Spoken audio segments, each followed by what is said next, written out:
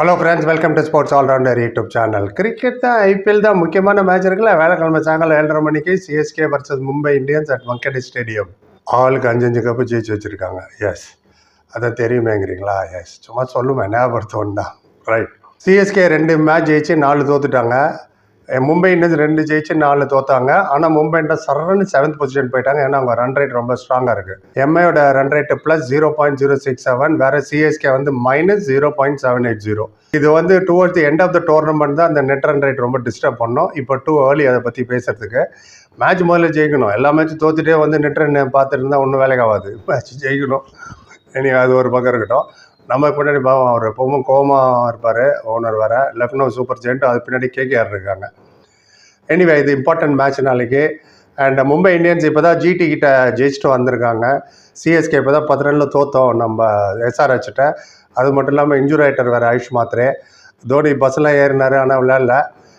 ஒரு பக்கம் இருக்கட்டும். ஆனால் மும்பை இந்தியன்ஸ் வந்து கண்டினியூஸாக தோற்றுட்டு வந்தாங்களே. நம்ம முதல்ல சொல்லிட்டு இருந்தது என்ன, Mumbai Indians too big team to fail. சான்ஸே கிடையாது. இந்த மாதிரி டீம் எல்லாம் ஃபெயில் ஆகிறது வாய்ப்பே கிடையாது. ஒன்ஸ் மொமெண்ட்டு பிடிச்சா சரன்னு போயிட்டே இருப்பாங்கன்னு. இப்போ பாருங்கள், 10th பொசிஷனில் தன்னான்றவங்க டக்குன்னு 7th பொசிஷன் வந்துட்டாங்க. அப்புறம் முன்னாடி சொன்னேன் டாப் 4ல் கண்டிப்பாக மும்பை இந்தியன்ஸ் இருப்பாங்கன்னு. என்ன batting order! Timely knock Tilak Varma. And CSK 2 match ஜெயிச்சாங்க. 2மே பேட்டிங் ஃபஸ்ட்டு தான். பார்க்கல ஃபஸ்ட்டு பேட்டிங்கில். ஆனால் சேஸ் பண்ணுறது மிஸ் பண்ணிடுறேன். எப்படியோ மிஸ்ஸிங் அரவுண்ட். ஒன்றும் பண்ண முடியல. சேசிங்கில் 10 ரனில் விட்டுறது, என்னத்த சொல்கிறது. எனிவே, அண்ட் நான் தான் கோச்சிங் ஸ்டாஃப் நிறையா இருக்காங்களே, மைகாசி, ஃப்ளெமிங், இவங்களாம் இருக்காங்க. ஏதோ ஒரு ஐடியா பண்ணுவாங்களா இருக்கும். ஆனால் திலக் வர்மா இருக்கார்ல, timely form, is a very good batsman. And 100 அடிச்சதுக்காக மட்டும் சொல்லலை. 96 the way he scored is 100.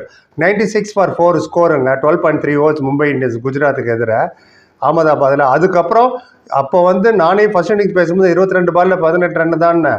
அதுக்கப்புறம் அக்சலரேட் பண்ணார் பாருங்க, பிரமாதம். 45 பாலில் 101, strike rate of 224, 8-4, 7-6. And last 2 நாளாக பார்த்தீங்கன்னா திலக் வர்மா 100 அடிச்சார், அபிஷேக் சர்மா 100 அடிச்சார். அது இல்லாமல் பிஎஸ்எல்ஏ பாபர் ஆசம் 100 அடிச்சார், ஃபக்கர் ஜமான் ஒரு 100 அடிச்சிருக்காரு. என்ன பார்ப்பீங்க? எதுக்கு சொல்கிறேன்னா, இந்த 4 100ல் எனக்கு ரொம்ப பிடிச்ச 100 திலக் வர்மா தான். டைம்லி நாக்கு, கரெக்டான 100, சரியான நேரத்தில் பியூட்டிஃபுல் ஷாட்ஸ் ஆகட்டும், பிரமாதம். இன்னொன்று சொல்ல மாட்டேன், இந்த 4 100ல் 3 பேர் லெஃப்டி. 100 திலக் வர்மா, அபிஷேக் சர்மா 2 பேருமே லெஃப்டி. அது ஒரு பக்கம் இருக்கட்டும். அண்ட் திலக் வர்மாவோட batting was missing so far. Mumbai Indian batting லைனப்பில் பவர் ஹிட்டிங்னா பிரமாதம். அவர் எப்போதுமே லெக்சரில் ரொம்ப ஸ்ட்ராங்கு. நீங்கள் ஸ்கொயர் ஆக்ட் ஆகட்டும், மிட் விக்கெட்டு, லாங் ஆன்லாம் அடிக்கிறதில்ல. ஆனால் எப்போ இவர் வந்து ஆஃப் சைடில் அடிக்கிறாருன்னு நீங்கள் புரிஞ்சுக்க வேண்டியது தான். செம்ம ஃபார்மில் இருக்கார், உங்களை விட மாட்டாங்கன்னு. ஏன்னா ஆஃப் சைட்லேயும் பிரமாதமாக விளையாண்டார் அகமதாபாத்தில். அந்த ஒரு மேட்ச் வச்சு மட்டும் நான் சொல்லலை. 2024 சவுத் ஆஃப்ரிக்காக்கு எதிராக இந்தியா வர்சஸ் சவுத் ஆஃப்ரிக்கா T20ல் 2 மேட்ச் கண்டினியூஸாக 100 அடிச்சாருங்க. ஈ ஹேஸ் அ நேக், ஒரு ஐடியா இருக்குது அவருக்கு. நேக், பேக் டு பேக் 100 அடிக்கிறவர். இப்போ 101 அடிச்சார்ல, டைம்லி 96 for 4லேருந்து எங்கே கொண்டு போய் 99 ரனில் ஜெயிச்சாங்க அவங்க. பவர் ஹிட்டிங் வந்து அவுட் சைட் ஆஃப் ஸ்டம்பில் லாஃப்ட் டிரைவ் ஒன்று லாங் ஆஃபில் ஒரு 6 அடிச்சார் பாருங்க, சூப்பர். அதுமாதிரி பவுன்ஸ் பண்ணி ஹைட்டில் வந்து நட்ஜ் பண்ணி 3rd மேனில் 6. அது வாங்கடே ஸ்டேடியத்தில் ஈஸியாக அந்த மாதிரி அடிக்கிறது. ஆனால் அகமதாபாத்தில் அவர் அடிச்சார். ஹியூஜ் கிரவுண்ட் அது. வாங்கடே ஸ்டேடியமான ஸ்கொயர் பவுண்டில் கொஞ்சம் சின்னதாக இருக்கும். எனிவே, இப்போ நம்ம சிஎஸ்கேக்கு எதிராக என்ன பண்ண போகிறாரு பார்ப்போம்.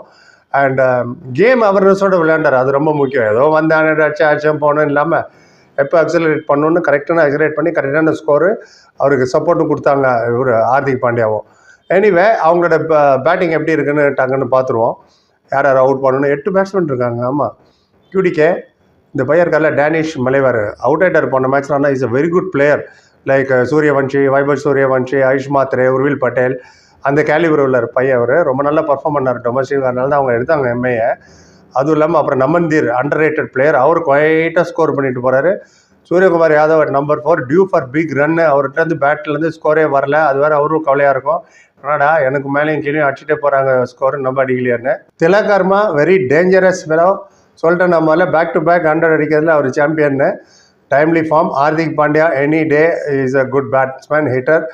ஷெர்ஃபைன் ரத்தர்போர்டு வர்றாருன்னா பாருங்கள், நம்பர் 7, அவரும் பயங்கரமான ஹிட்டர். ரீசெண்டாக 71 ரன் அடிச்சார் 30 பாலில் மும்பை இந்தியன்ஸுக்கு. Very good batsman. அப்புறம் மிச்சல் சாட்னர், நம்ம சிஎஸ்கே வேணால் நம்பிச்சு விட்டவர் தான், அவர் வேறு இருக்கார். அவரும் நல்ல பேட்ஸ்மேன் தான், நம்பர் 8 வரைக்கும். அண்டு அதே மாதிரி நம்ம சிஎஸ்கேக்கு வருவோம். சிஎஸ்கேக்கு வந்தீங்கன்னா அதுலேயும் 8 பேட்ஸ்மேன் இருக்காங்க. சஞ்சு சாம்சன் அண்ட் ருத்ராஜ் தான் ஓப்பன் பண்ணுவாங்க. உர்வில் பட்டேல் வருவார் நினைக்கிறேன். நம்ம தெரியும்னா ஆயுஷ் மாதிரி இன்ஜூரி ஆனதுனால. நம்பர் 4 சர்ஃபராஸ். மிச்சல் ஷாட்லாம் வேலைக்கு ஆகாது இந்த வெங்கடேஷ் ஸ்டேடியத்தில். ஏன்னா அவர் மாதிரி போலிங்லாம் போட்டு கீழிடுவாங்க. போன மேட்ச்சில் 3 over 38 அவரை நவுத்திட்டு அவருக்கு பதில் அகில் ஹுசேன் விளையாடுறது better. Is a better bowler and better. அந்த பேட்டிங்கும் அவரே பண்ணுவார் அவர் Akeal Hosein. Anyway Urvil Patel 3, Sarfaraz Khan 4, Brevis 5, Shivam Dube 6, Jamie Overton 7 and Akeal Hosein என்ன கேட்டிங்கன்னா 8. திலக் வர்மா விளையாண்ட இன்னிங்ஸை டெவல் பிரேவிஸ் விளையாடணும். அப்போ தான் ரெஸ்பெக்டபுள் ஸ்கோர் கிடைக்கும். ஏன்னா அங்கே பேட்டிங்கில் சஞ்சு மட்டும்தான் அப்போ பர்ஃபார்ம் பண்ணது அண்ட் ஆயுஷ் மாத்திரை பர்ஃபார்ம் பண்ணார். அவர் இன்ஜூரி ஆகிட்டார். அண்ட் சிவம் டுபே இந்த கேமியோ 10 ball 20, 30, 40லாம் முடியாது. பேட்டிங் வந்துன்னா 70, 80 அடிக்கிற மாதிரி இருக்கணும். பார்ப்போம் என்ன ஆக போகுது அப்படின்ட்டுன்னு. மேட்ச் வின்னிங் நாக் வேணும். அண்ட் டெவால் பிரேவிஸுக்கு தான் இருக்குது. ஸோ பயங்கரமாக ஸ்கோர் பண்ணணுன்னா அவருக்கு கண்டிப்பாக பர்ஃபார்ம் பண்ணி ஆகணும். யார் யார் விளையாடணும்? அவங்க போலிங் ரொம்ப நல்லா இருக்குங்க. இப்போது பும்ரா அட்டாக் போலிங் கொடுத்தாரு பாருங்கள், விக்கெட் எடுத்தோன்னே. அவர்லாம் அட்டாக் பவுலர். அவருக்கு ஃபஸ்ட்டு ஓவர் கொடுக்காம 4வது ஓவர் 5வது ஓவர் கொடுத்தாங்கன்னா 1 for 15 தான் 3 ஓவரில். அப்புறம் Ashwini Kumar left arm pace bowler, பிரமாதமான பிளேயருங்க அவர். இந்த 4 for 14 எடுத்தார் போன மேட்ச்சில் குஜராத்துக்கு எதிராக. அதை வச்சு மட்டும் சொல்லலை, போன சீசனே கேகேஆருக்கு எதிரே 4 விக்கெட் எடுத்தார் அவர். லெஃப்ட் ஆர்ம் ஃபாஸ்ட் பவுலர் எப்போதுமே வல்னரபிள் எல்லா பேட்ஸ்மேனும். அதே மாதிரி கசன்ஃபர் அவர் ஒரு spinner, right arm off spinner, அவர் 2 விக்கெட் எடுத்தார் போன மேட்ச்சில். அப்புறம் மிச்சல் சாட்னர் இங்கேருந்து போனவர். அவர் நல்லா தெரியும் நம்ம பேட்டிங்கில் யார் யார் ஸ்ட்ரென்த் என்ன வீக்னஸ் என்னன்னு. அவர் இது வரைக்கும் 4 விக்கெட் தான் எடுத்தார். ஆனால் டைம்லி விக்கெட் எடுத்துகிட்டு போயிடுவார். வெரி குட் ஃபீல்டர் வேறு. போன மேட்ச் 2 விக்கெட் வேறு எடுத்திருக்காரு. ஸோ இந்த பவுலரெல்லாம் நம்ம பேட்ஸ்மேன் ஃபேஸ் பண்ணோம். அவர் யாரை ஃபேஸ் பண்ணோம்? Mukesh Choudhary left arm pace bowler. Of course Anshul Kamboj இப்போதைக்கு நான் பேசுகிற வரைக்கும் அவர் தான் பர்பிள் கேப் ஹோல்டர். நம்பர் 1ல் இருக்கார் 13 விக்கெட்டில் கம்போஜ். அண்ட் ஜெமி ஓர்டன் அவர் ஒரு 8 விக்கெட் எடுத்திருக்காரு. அப்புறம் குர்ஜப்னீத் சிங் அவர் லெஃப்ட் ஆர்ம் பாஸ் பவுலர். ஏன்னா கலியில் இன்ஜூரி இல்லையா. அண்ட் நேதன் எலிஸ் இன்ஜூரி இன்னும் வரல. அவருக்கு சப்ஸ்டியூட்டாக ஒருத்தர் அவர் இன்ஜூரி, அவர் இன்னும் வரல. Spencer Johnson. Ayush Mhatre unfortunate injury. Dhoni injury வந்து ரிகவர் ஆனாரா இல்லையான்னு தெரியல. ஸோ இப்படி இருந்தால் என்ன பண்ணுறது எனக்கே புரியல. 150 கண்டிப்பாக விளையாடுவார் left arm chinaman. And maybe Prashant Veer impact sub கூட கொண்டு வரலாம். ஏன்னா அவர் பேட்டிங் பண்ணுவார், bowling பண்ணுவார். ஸோ இதெல்லாம் நான் சொல்லிட்டேன். ஸ்டாட்ஸ் அவங்க முன்னாடி வச்சுட்டேன். ஸ்டாட்ஸ் போய் சொல்லாது. ஸோ இவங்க பேட்டிங் பாருங்கள், குவிண்டன் டிகாக், சூரியகுமார் யாதவ், திலக், ஹார்திக் இவங்க 4 பேருமே match winner. Even Sherfane Rutherford பேட்டிங்லேயே மேட்ச் வின் பண்ண முடியும். இங்கே பார்க்கணும், ருத்ராஜ் வந்து கண்டினியூஸாக ஃபெயில் ஆகிட்டு இருக்காரு. கேப்டன் பர்ஃபார்ம் பண்ணலன்னா உங்களுக்கு டிக்டேட் பண்ண முடியாது நீங்கள் பிளேயரை, இதை பண்ணு அதை பண்ணுன்னு. ஒரு நக்கலாக சிரிச்சாலே நமக்கு கில்ட்டியாக இருக்கும். நம்ம ஸ்கோர் பண்ணல அதனால தான் சிரிக்கிறாங்களோ அப்படின்ட்டுன்னு. So he needs run. கண்டிப்பாக ஒரு ரன் தேவை. பார்ப்போம் பும்ரா எப்படி விளையாட போகிறாரு, அஸ்வினி குமார் அவரெல்லாம் எப்படி விளையாட போகிறாருன்னு தெரிஞ்சிடும். அது ரொம்ப important. Urvil Patel first match விளையாட போகிறாரு. மோஸ்ட்லி அவர் தான் இருப்பார். ஃபுல்லாக ப்ளூவாக உட்காந்துருப்பாங்க ஸ்டேடியம் ஃபுல்லாக. அண்ட் வின்னிங் மோமெண்டத்தில் வராங்க. நம்ம லூசிங் மோமெண்ட்டில் வர போகிறோம். பார்ப்போம் என்ன ஆகுதுன்னு. என்ன கேட்டிங்கன்னா 75% மும்பை இந்தியன்ஸ், 25% தான் சிஎஸ்கே சொல்லுவேன். என்னங்க இப்படி சொல்லிட்டீங்கன்னா, ஆமாம் என்ன பண்ணுறது, உண்மை தானே. சொன்னால bowling அண்ட் பேட்டிங் லைனப் இல்லைன்னா நீங்கள் எனக்கு சொல்லுங்கள். இல்லை சார் இதுதான் காரணம், சிஎஸ்கே ஃபேவரட் இவங்க இப்படி ஆடுவாங்க. என்னோட ஒப்பீனியன் டிவர்ஸ் இட் மேட்டர்ஸ். என்னை பொறுத்தவரை Mumbai Indians favourite win this match unless miracle innings யாராவது விளையாண்டால் ஒழிய சிஎஸ்கேலேருந்து. பொறிவார்த்தைக்கு முன்னாடி like, comment, share and subscribe சந்திக்கிறேன். Thank you so much.